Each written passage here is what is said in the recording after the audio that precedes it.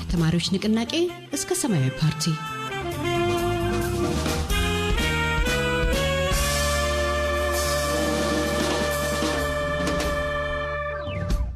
ዶክተር ዲማ ነገዎ የቀድሞ የኦሮሞ ነጻነት ግንባር መስራችና ሊቀመንበር፣ በቅድሚያ የኦሮሞ ነጻነት ግንባር ከተማሪዎች ንቅናቄ ወደ የኦሮሞ ብሔረተኛ ድርጅትነት ሊቀየር የቻለው እንደምንድነው? መነሻ መሰረቱ ምንድነው? ከዛ በፊት ይሄ ድርጅት ከመመስረቱ በፊት የነበሩትን ሁኔታዎች ትንሽ ማጤን ያስፈልጋል ይመስለኛል።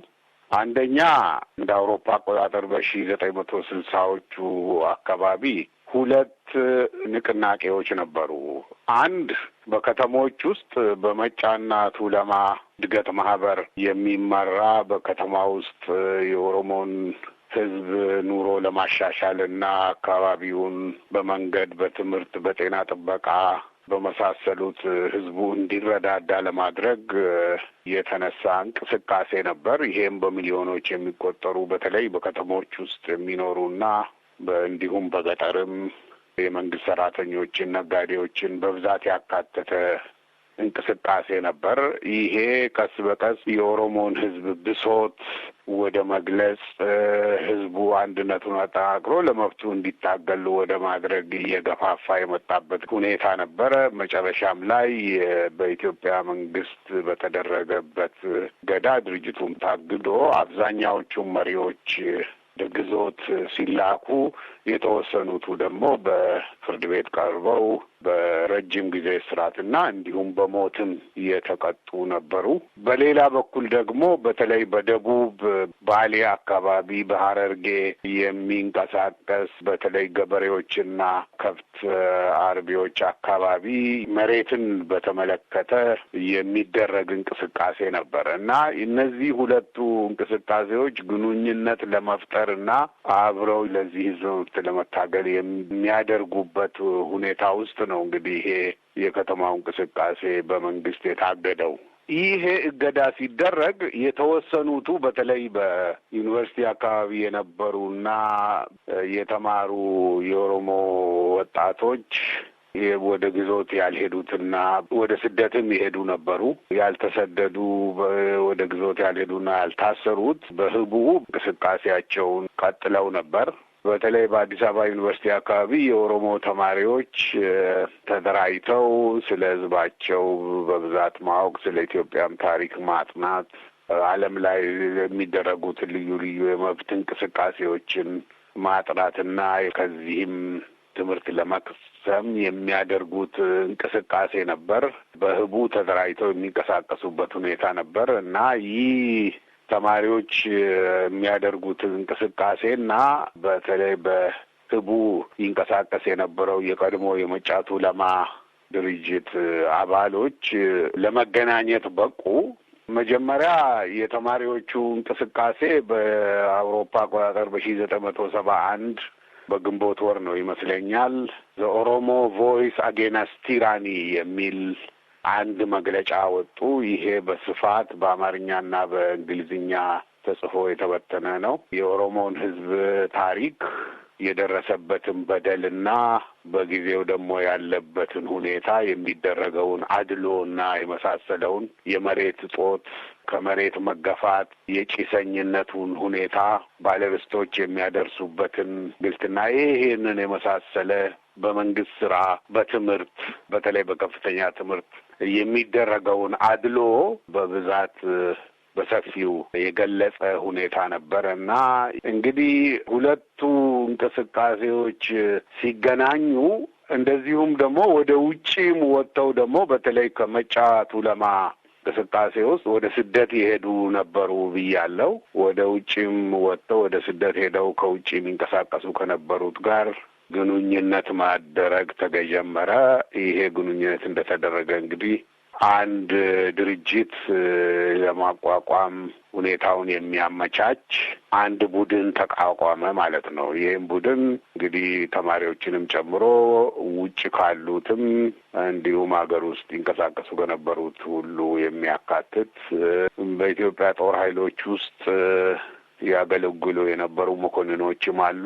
በዚህ ቡድን ውስጥ እንግዲህ ድርጅቱን ለመመስረት ለመጀመሪያ ጊዜ በ1973 ዓመተ ምህረት ወደ ሰኔ ወር ነው ይመስለኛል የመጀመሪያው ቡድን 7 አባሎች ያሉት ቡድን ተቋቋመ ማለት ነው። እና ይሄ ቡድን ሊደራጅ የታሰበውን ድርጅት የፖለቲካ ፕሮግራም በሀገር ውስጥ በውጭ ሀገርም በህቡ በጥናት ክበብ አማካይነት የተደራጁትን ልዩ ልዩ ቡድኖች ወደ አንድ ማምጣትና በተለይ ደግሞ ከውጪም ኃይሎች ጋር ግንኙነት በማድረግ በተለይ በ1971 ከየመን ከኤደን ወደ በሶማሌ በኩል አልፎ ሀረርጌ ውስጥ የትጥቅ ትግል ለማድረግ እንቀሳቀስ የነበረ አንድ ቡድን በሶማሌ መንግስት ተጠልፎ ተወሰኑቱ ሲገደሉ ሌሎቹ ተይዘው በእስር ቤት የነበሩ አሉ። እነዚህ እስር ቤት የነበሩትን የሶማሌ መንግስት እንዲለቃቸውና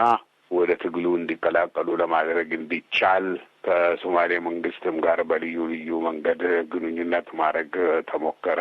እንግዲህ መጨረሻ ላይ የመስራቹ ጉባኤ በ1976 ዓመተ ምህረት ተጠርቶ ለ2 ዓመት ያህል ሲመከርበት የነበረው የፖለቲካ ፕሮግራም ጸድቆ የድርጅቱ አመራር ተመርጦ ለመጀመሪያ ጊዜ እንግዲህ የኦሮሞ ነጻነት ግንባር የሚለውን ስም ይዞ መንቀሳቀስ ጀመረ ማለት ነው። በእርግጥ በጠቅላላ ጉባኤ ባካሄደውና ስራ አስፈጻሚም ሲመረጥ የድርጅቱ የኦሮሞ ነጻነት ግንባር የመጀመሪያው ሊቀመንበር ሆነው የተመረጡት እርስዎ ኖት። በወቅቱ ከሌሎች መስራችና የስራ አስፈጻሚ ኮሚቴ አባላትስ ማን ነበሩ? በጉባኤው ተመርጠው የነበሩት ከእርስዎ ጋር ከዛ በፊትስ በተመራ እንቅስቃሴ ውስጥ ሆነው ጠንሳሽ የሆኑት ይህን ሀሳብ ያመጡት በድርጅት የመጠናከሩ እነማን ነበሩ? በትምህርት ቤት በነበርን ጊዜ ያኔ አብረን ተደራጅተን እንንቀሳቀስ ከነበሩት ውስጥ አንዱ መገርሳ በሪ የሚባለው ሁለተኛው ሊቀመንበር ከኔ ኋላ የድርጅቱ ሊቀመንበር የሆነው በትግሉ ውስጥ የተሰዋ ሰው ነው። አንድ እሱ ነው። ሌሎች ሙሄ አብዶ የሚባሉ እና አቦማ ምትኩ፣ ደምሴ ተጫኔ እነዚህን የመሳሰሉ የዩኒቨርሲቲ ተማሪዎች ነበሩ። ቦሩ ደደቻ የሚባል ነጋሶ ጊዳዳ እነዚህ ሁሉ የነበሩበት ነው። ተማሪ ቤት በነበርን ጊዜ እንግዲህ የነበረው ቡድን ማለቴ ነው። ግን ከዚህ ውስጥ በድርጅቱ አመራር ውስጥ ተመረጡት ሙሄ አብዶ የድርጅቱ ምክትል ሊቀመንበር ሆኖ ነው በዛ ጉባኤ የተመረጠው። እንደዚሁም ደምሴ ተጫኔ የድርጅቱ የስራ አስፈጻሚ አባል፣ ከሌሎችም ደግሞ የእኛ ታላላቆች ከነበሩት ባሮ ቱምሳ፣ ሌንጮ ለታ፣ ዘገየ አስፋው፣ አብዩ ገለታ፣ ሳጉተማ፣ ጣሃ አብዲ እነዚህን የመሳሰሉት እንግዲህ የድርጅቱ ስራ አስፈጻሚ ሆነው ተመርጠዋል በዛ ጉባኤ።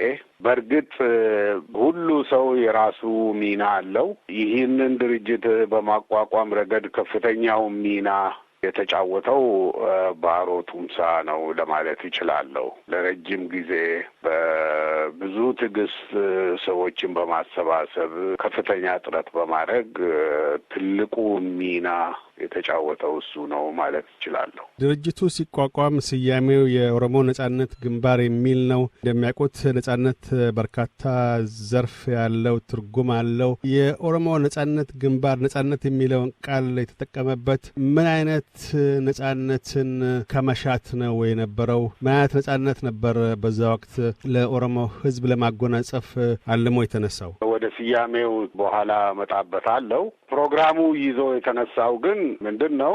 የኦሮሞ ሕዝብ በኢትዮጵያ ውስጥ በአንድ በኩል ትልቅ ቁጥር ያለው ሕዝብ መሆኑ እየታወቀ አሰፋፈሩም በመሀል ሀገር፣ በደቡብ፣ በምስራቅ፣ በምዕራብ የሚሰፍር ሰፊ ሀገር ላይ የሚኖር እና ለሀገሪቱም ኢኮኖሚ ከፍተኛ አስተዋጽኦ የሚያበረክት ሕዝብ ሆኖ ሳለ አብዛኛው ሕዝብ የሚኖረው በገጠር ብቻ ሳይኖር ደግሞ የራሱ መሬት የለውም። መሬቱ ተነጥቆ በጭሰኝነት 170 በላይ የሚሆነው የአገሪቱ ገበሬ በተለይ ለምሳሌ አንዳንድ አካባቢዎች መግለጽ ይቻላል። በኢሉባቦር 75 በመቶ የሚበልጠው፣ በሸዋ 67 በመቶ የሚበልጠው በጭሰኝነት በሰው መሬት ላይ አርሶ ከሚያርሰው ደግሞ ቢያንስ ግማሹን ለባለርስቱ አስረክቦ የሚኖርበት ሁኔታ ነበረ። እንዲያውም በሕግ ካመረተው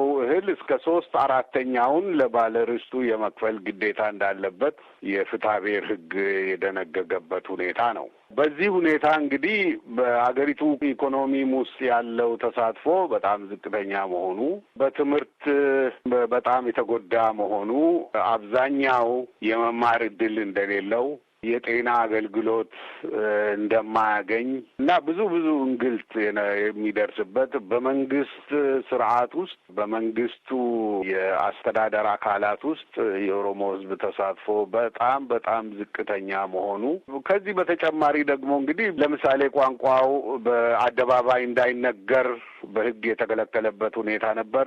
ሌላው ቀርቶ በ19ኛው ክፍለ ዘመን ወደ ኦሮምኛ የተተረጎመው መጽሐፍ ቅዱስ እንኳን ወደ ኢትዮጵያ እንዳይገባ በሕግ የተከለከለበት ሁኔታ ነበር። ይሄ ሁሉ ከዚህ ሁሉ በአገሩ ይሄ ሕዝብ እንደ ሁለተኛ ዜጋ የሚቆጠርበት ሁኔታ ስለሌለ ከዚህ ነጻ መውጣት አለበት።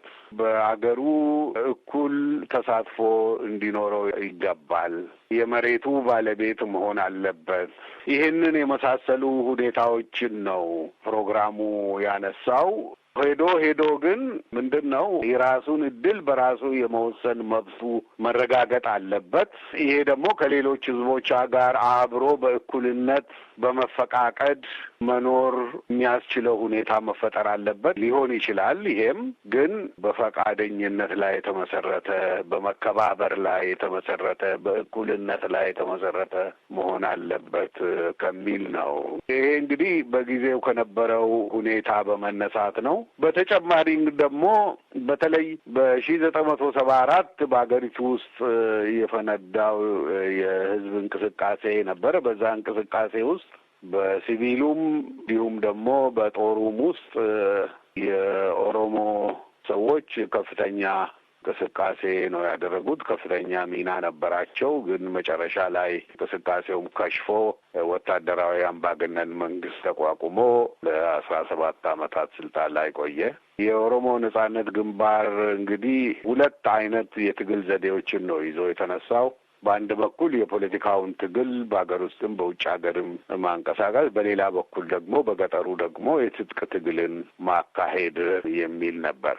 እንግዲህ ሳይሙ የመጣው በእርግጥ ታስቦበት ይሄ ነው የሚያዋጣን ከሚል ብቻ ሳይሆን ከዛ በፊት እንደሚታወቀው በኤርትራ፣ በኦጋዴን ልዩ አይነት እንቅስቃሴዎች ነበሩ እና በመንግስትም ይሁን በተማረው ሰው አካባቢ ልዩ ስም የተሰጠው እንቅስቃሴ ነበር። ማንኛውም የመብት ጠያቂ ሁሉ እንደ ነጻ አውጪ እየተቆጠረ ኤሪትሪያን ሊበሬሽን ፍሮንት፣ ኦጋዴን ሊበሬሽን ፍሮንት፣ ኦሮሞ ሊበሬሽን ፍሮንት፣ ጉራጌ ሊበሬሽን ፍሮንት እየተባለ እንደ ቀልድም ተደርጎ በተለይ በዩኒቨርሲቲው አካባቢ የሚነገርበት ሁኔታ ስለነበር እንግዲህ ኦልሬዲ ስሙም ስለተሰጠን ያው የተሰጠውን ስም እንውሰድና በዛው ታውቋል አንዴ በዛው እንንቀሳቀስ ከሚል ነው ይሄ ስያሜ ላይ ተደረሰው ለማለት ነው። ቅድም እንዳነሱት አንዱም የትግሉ እንቅስቃሴ ለመደራጀት ግድ ያሰኘው በወቅቱ ከተነሱት ነገሮች አንድ የኦሮሞ ሕዝብ ሌላው ቀርቶ የራሱን ቋንቋ እንዳይናገር በሕግ ታግዶ ነበር፣ መጽሐፍ ቅዱስም እንዳይገባ እንደዚሁ ብለው አንስተዋል። በወቅቱ የኦሮምኛ ቋንቋ ኢትዮጵያ ውስጥ በኦሮሞ ሕዝብ እንዳይነገር ተብሎ በሕግ ሲታገድ ያ መች ነበር የሆነው? በፓርላማ በጸደቀ ድንጋጌ ነው ወይስ በሕግ ሲባል በአካባቢው የነበሩ ባለስልጣኖች በራሳቸው በዘፈቀደ የወሰኑት ነው? ምን ነበር ለዛ በጽሁፍ የወጣ አዋጅ ወይም ድንጋጌ ነበር? የኦሮሞ ሕዝብ ከሌላው ኢትዮጵያ ሕዝብ በተለየ መንገድ ያ ሕዝብ ብቻ በራሱ ቋንቋ እንዳይናገር ታግዶ የነበረው በወቅቱ ፓርላማው ራሱ ለይስሙላ ነው።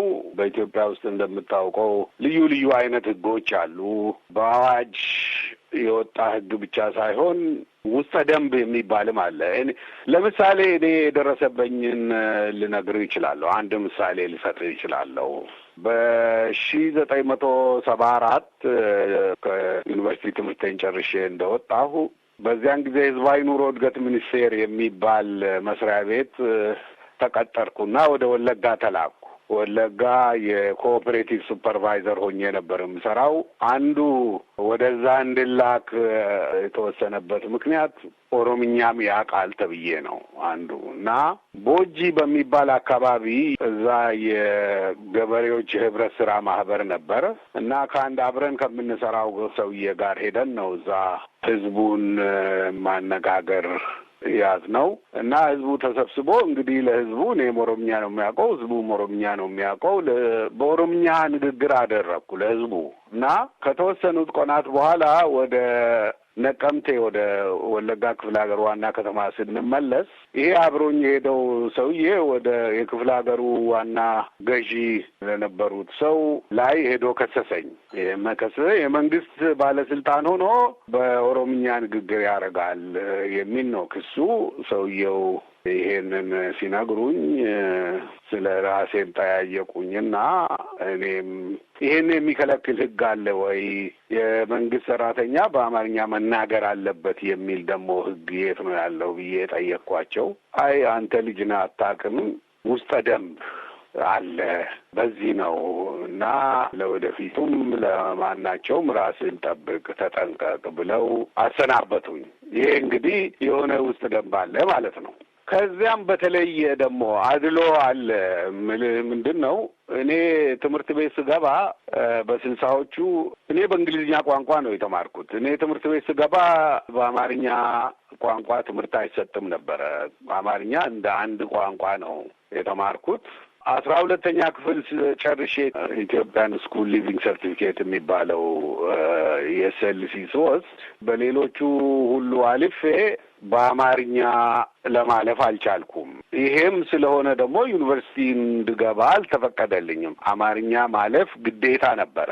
ምንም እንኳን ዩኒቨርሲቲው በአማርኛ የማስተምር ቢሆንም በአማርኛ ፈተናው ማለፍ ግዴታ ነበረ። እኔም ስላላለፍኩ ዩኒቨርሲቲ እንዳልገባ ተከለከልኩ። 1 ዓመት ቆይቼ ፈተናውን እንደገና ወስጄ አልፌ ነው የገባሁት።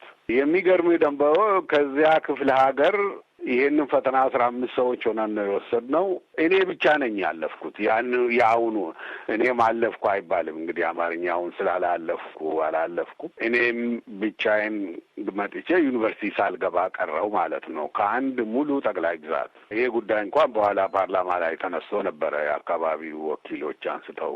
ይሄን ያነሳሁት ለምንድን ነው? በአዋጅ ብቻ አይደለም ኢትዮጵያ ውስጥ ስራ የሚሰራው። አሁንስ ቢሆን ህግ አይደለም የሚሰራው እና እነዚህ ውስጠ ደንቦች ባለስልጣኖች የሚያካሄዱት ተጽዕኖ፣ በአጠቃላይ ልዩ ልዩ ተቋማት አሉ። ለምሳሌ በ1974 ደርግ ስልጣን እንደወሰደ እድገት በህብረት የሚል ዘመቻ ሲያካሄድ ሀረርጌ ውስጥ ያኔ እንግዲህ የኦሮሞ ነጻነት ግንባር መቋቋም ሲጀምር ቋንቋው የሚጻፍበትንም ፊደል ጀምሮ ነበረ እና በብዛት በጥናት ክበቦች ውስጥ ይካሄድበት ነበረ። በተማሪዎች አካባቢ ብዙ እንቅስቃሴ ይደረግ ነበር እና እነዚህ ተማሪዎች ወደ እድገት በህብረት ዘመቻ ሲሄዱ አንዱ ስራቸው መጽሐፍና ማንበብ ማስተማር ነበር።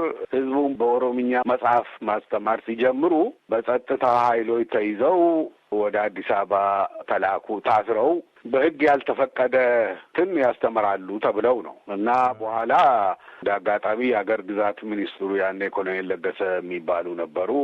አንድ የባለሙያዎች ቋንቋውን የሚያውቅ ስለ ቋንቋ እውቀት ያላቸው እንዲሁም ደግሞ የጥብቅና ሙያ ያላቸውንም ሰዎች አንድ ኮሚሽን አቋቁመው አስጠኑ ማለት ነው ይሄን ሁኔታ እና መጨረሻ ላይ ሁኔታውም አብዮቱ የሚካሄድበት ጊዜ ስለነበረ ልጆቹ መጨረሻ ላይ ተፈቱ ማለት ነው እና እነዚህ ተጽዕኖች እንግዲህ ይሄ አሁን በህግ የተከለከለ አይደለም። ልጆቹም የሄዱት ህዝቡን እንዲያስተምሩ ነው። ግን ምን እንደሚያስተምሩ የሚወስነው ሌላ ሰው ነው ማለት ነው እና እንግዲህ የነበሩትን ግፊቶች አንዳንድ ምሳሌ እየጠቀስኩ ልነግርህ ነው የፈለግኩት።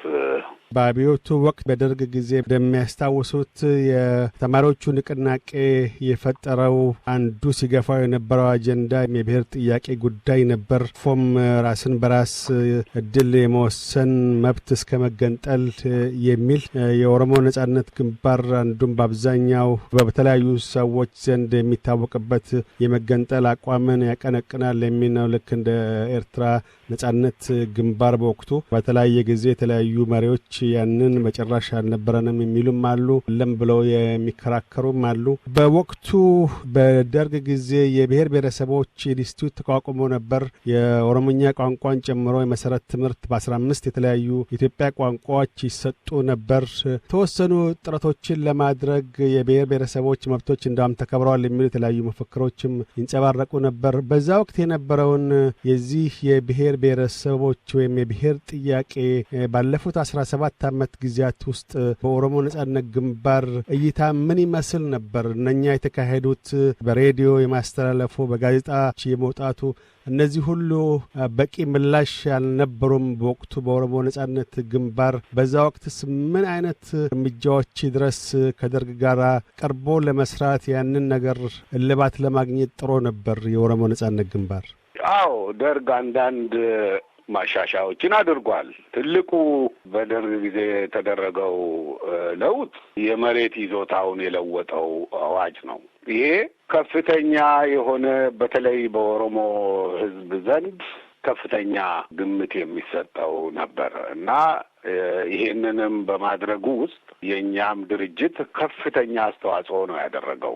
እንደምታውቀው በጊዜው የመሬት ይዞታ ሚኒስትር የነበሩት አቶ ዘገየ ዛሬም ኢትዮጵያ ውስጥ አሉ።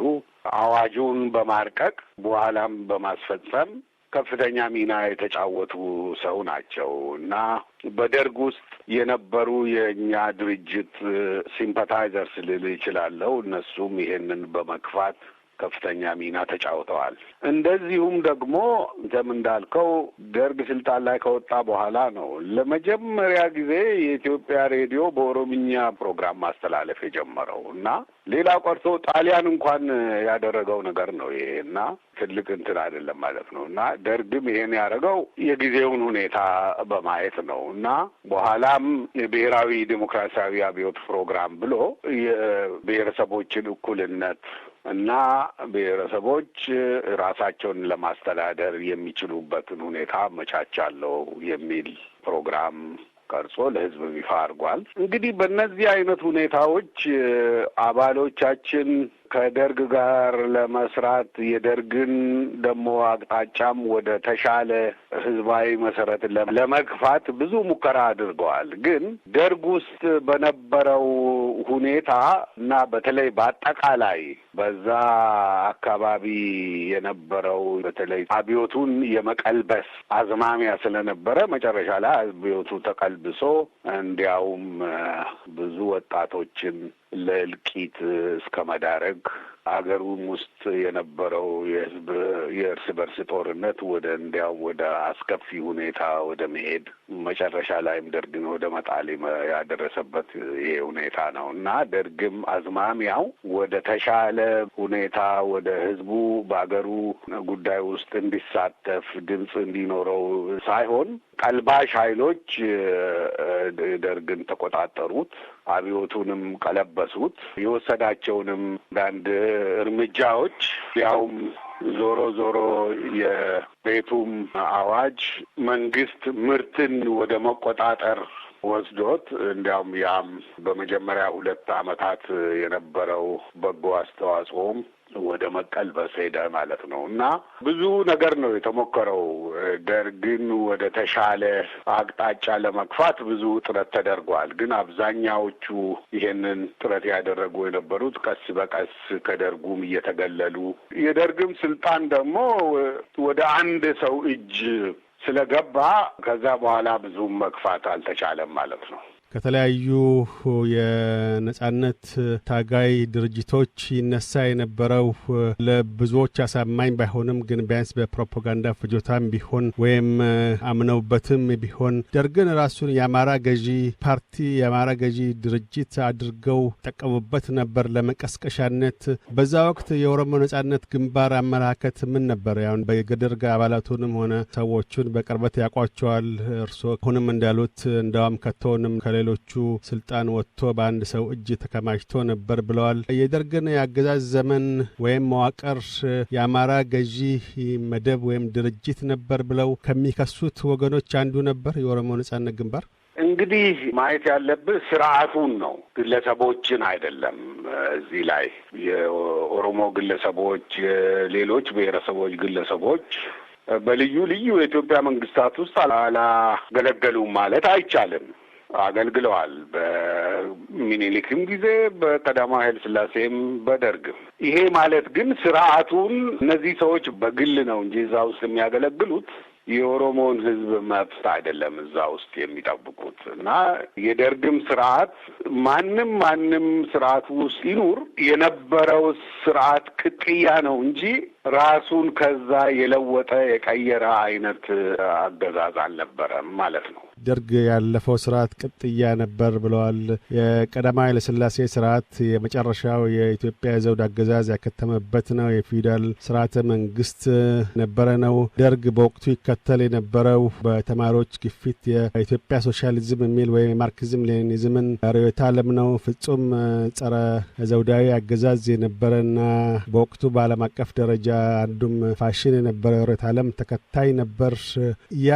የዛ ስርዓት ቅጥያ ያደርገዋል ብለው ያስባሉ? በወቅቱስ የኦሮሞ ሕዝብ ከኃይለ ሥላሴ ዘመን ከነበረበትና በደርግ ዘመን የነበረበትን የሁለቱን ስርዓቶች እንዴት ያዩታል? በወቅቱ የነበረው የኦሮሞ ነጻነት ድርጅት አመላከት እንዴት ነበር? ፍረጃው ጠቅላላ ከኦሮሞ ሕዝብ መብቶች አኳያ የኦሮሞን ሕዝብ መብት ከሌላው ደግሞ ሕዝብ መብት ነጥሎ ማየት አይቻልም። ማለቴ የደርግ ስርዓት አፋኝና ገዳይ ስርዓት ነው እንዲያውም ማለት ይቻላል። ምንም አይነት መብት የሌለበት ሁኔታ ነው። እዚህ ላይ አንድ ምሳሌ ልጠቅስልህ እችላለሁ። ይኸውም ኦሮሞ ነጻነት ድርጅት እንደተፈጠረ በህጋዊው መንገድ ለመስራት ያቀዳቸው ልዩ ልዩ ነገሮች ነበሩ። አንድ የኦሮሞን ሕዝብ ባህል ማስፋፋት፣ ቋንቋውን ማሳደግ የሚል አንዱ ኦሮሞ ካልቸራል አሶሲዬሽን የሚል ድርጅት ፈጥሮ ይሄንን በህጋዊ መንገድ ሊንቀሳቀስ እንዲችል ለማስመዝገብ ሞከረ። ግን መጨረሻ ላይ እንዳይመዘገብ ተከለከለ። ግን አንድ ነጻ ጋዜጣ ለመጀመሪያ ጊዜ በኢትዮጵያ ውስጥ ነጻ ጋዜጣ የጀመርነው እኛ ነን ለማለት እችላለሁ። በሪሳ የሚባል ነጻ ጋዜጣ አስፈቀድ። ይሄ ጋዜጣ ሲፈቀድ አሁን በሚሰራበት ፊደል ለማስፈቀድ ነበር የተፈለገው። ግን ያንን ደርግ እምቢ አለ። አይሆንም፣ ይሄ በዚሁ በአማርኛ ፊደል ተጠቀሙ፣ በሳባ ፊደል እንጂ በፍጹም በዛ አይቻልም ብሎ እምቢ ሲል እንግዲህ በዛው ይሄንን እምቢ ያለው ኮሎኔል አስራት ደስታ የሚባል የማስታወቂያ ኮሚቴ ሊቀመንበር የነበረ ነው። ይሄን እምቢ ሲል በዛው በሳባ ፊደል ጋዜጣውን ማውጣት ጀመርን ማለት ነው። ጋዜጣው በሳምንት ነው የሚወጣው። ልክ መውጣት ሲጀምር በጣም ተፈላጊ ሆነ። አንዴ ታትሞ በጥቂት ሰዓታት ውስጥ ከ30,000 40,000 በላይ ቅጂዎችን መሸጥ ቻለ። በዛን ጊዜ አዲስ ዘመን 15,000 ኮፒ ነበረ የሚሸጠው እና ይሄን ስታይ ከፍተኛ ተወዳጅነት አገኘ። ብዙ ሳይቆይ አይ እንደዚህ አይነት ነገር የሚሰራው መንግስት ነው፣ በፍጹም አይቻልም ብሎ የመንግስት ንብረት አደረገው ጋዜጣውን፣ ደርግ ማለት ነው። ሁለተኛ በነጻ መደራጀት፣ በነጻ መንቀሳቀስ፣ ጋዜጣ የመናገር፣ ይሄ እነዚህ ሁሉ መብቶች የተከለከሉበት ሁኔታ ነው የደርግ ሁኔታ ማለቴ ነው። ደርግ መጀመሪያ እንደመጣ የለወጠው ነገር ቢኖር አንድ በባለርስትና በጭሰኛ መካከል የነበረውን ግንኙነት ማቋረጡ ትልቅ ለውጥ ነው። ከዛ በኋላ አንዳንድ እንግዲህ በሬዲዮ በቋንቋው መናገር መቻል፣ ይሄን የመሳሰሉት እነዚህ ለውጦች ያድርግ እንጂ ደርግ መሰረታዊውን የኢትዮጵያን አገዛዝ መሰረቱን የሚንድ ምንም አይነት ነገር ለመስራት ዝግጁ አልነበረ። ከመሰረቱ ካልተለወጠ ደግሞ የነበረው አድላዊ ሁኔታ አድላዊ ስርዓት ለኦሮሞ ህዝብ መብቱን ሊያጎናጽፈው አይችልም ማለት ነው እና የኦሮሞ ነጻነት ግንባር የነበረው አቋም ምንድነው? ይህ ህዝብ ካልታገደ መብቱን ሊጎናጸፍ አይችልም። ማንም እንደ ችሮታ የሚሰጠው ሰው የለም እና መታገል አለበት። ለዚህ ትግል ደግሞ ሁኔታውን ማመቻቸት አለበት ከሚል ነው እና እንግዲህ መጨረሻ ላይ ደርግ አገር ውስጥ ሆኖም ትንንሽ ለውጦች እንኳን ለማምጣት ለመታገል የሚያስችል ሁኔታ ስላልነበረ ኦሮሞ ወጣቶች ብቻ ሳንሆን ሌሎችም ግማሹ ወደ ጫካ፣ ሌላው ወደ ስደት፣ የተቀረው ደግሞ ወደ እስር ቤት ነው የተጓዙት ማለት ነው እና 1974 ዓመተ ምህረት አብዮት ጥሩ ሁኔታ ፈጥሮ ነበር ኢትዮጵያ ውስጥ መሰረታዊ ለውጥ ለማምጣት። እንዳጋጣሚ ሆኖ ግን በደርግ ስለተቀለበሰ ለብዙ ሰዎች ህይወት መጥፋትና ኢትዮጵያ ዛሬ ላለችበትም ሁኔታ ከፍተኛ አስተዋጽኦ አድርጓል የሚል አቋም ነው ያለኝ።